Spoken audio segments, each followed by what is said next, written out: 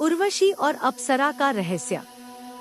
क्या आपने कभी सुना है कि साधना के दौरान सामने ऐसे दिव्य रूप प्रकट होते हैं जो इतने मोहक होते हैं कि साधक की पूरी साधना भंग कर सकते हैं?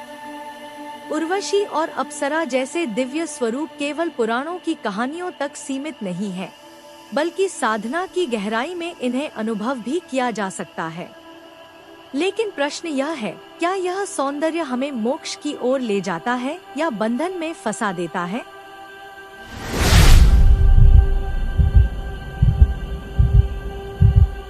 नमस्कार, आज हम बात करने जा रहे हैं एक अत्यंत गूढ़ और रहस्यमय विषय पर, उर्वशी और अप्सरा का आध्यात्मिक रहस्य।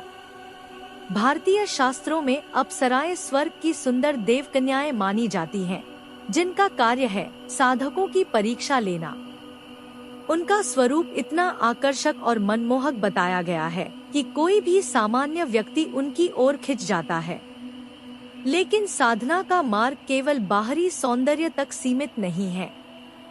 जब ध्यान गहराई में पहुंचता है, तब सामने आने वाले ये स्वरूप वास्तव में साधक की आंतरिक इच्छाओं और कमजोरियों का दर्पण होते हैं। यदि किसी के भीतर वासना प्रबल है, तो अप्सरा उसी रूप में आएगी। यदि किसी में लोभ अधिक है, तो वह स्वर्ण आभूषणों से सजी दिखाई देगी। यही कारण है कि गुरु की शरण और ईश्वर का स्मरण इस यात्रा में अत्यंत आवश्यक है। एक अप्सरा का स्वरूप। आध्यात्मिक दृष्टि खुलने पर साधक को अनेक प्रकार के दृश्य दिखाई देते हैं।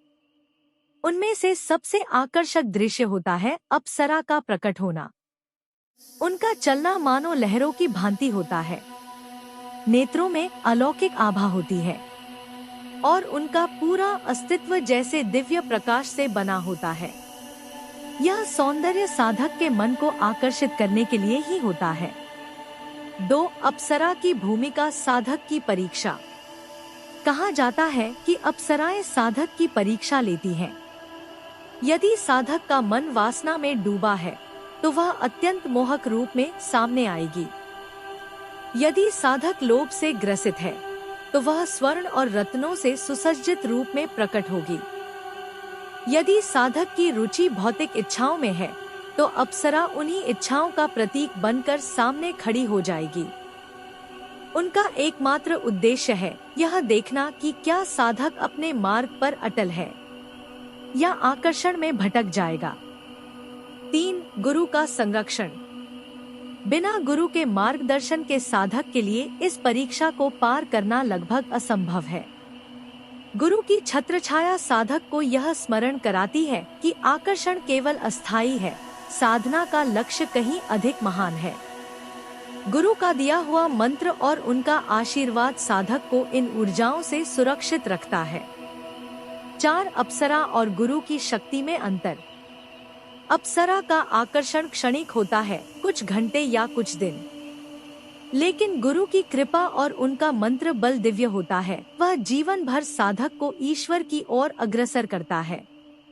यही कारण है कि अप्सराओं की मोहिनी शक्ति और गुरु की दिव्य शक्ति में स्पष्ट अंतर समझना आवश्यक है।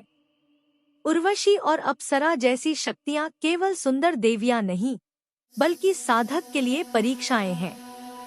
वे सामने आकर यह परखती हैं कि साधक का मन स्थिर है या अभी भी इच्छाओं में उलझा हुआ है। यदि साधक गुरु की शरण में रहता है, ईश्वर का नाम लेता है और अपने मार्ग पर अटल रहता है, तो ये शक्तियाँ उसका कुछ भी बिगाड़ नहीं सकती, बल्कि समय आने पर यही ऊर्जाएं साधक के पथ को और भी प्रकाशमान कर देती हैं। इसलिए याद रखिए, सच्ची साधना का अर्थ है अपनी इच्छाओं और आकर्षणों को पहचानकर उनसे ऊपर उठना। उर्वशी और अप्सरा हमें मोहित करने आती हैं, लेकिन साधक का लक्ष्य केवल एक होना चाहिए, ईश्वर की भक्ति और आत्मिक उत्थान। तो दोस्तों, आज का यह विशेष विषय यहीं समाप्त करते हैं। आशा है कि आपको यह ज्ञानवर्धक चर्चा पसंद आई होगी। आपका सहयोग और आशीर्वाद हमें आगे बढ़ने की शक्ति देता है।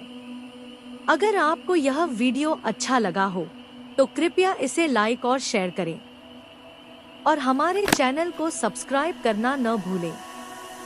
हम फिर मिलेंगे ऐसे ही एक और नए और गहन आध्यात्मिक वीडियो में।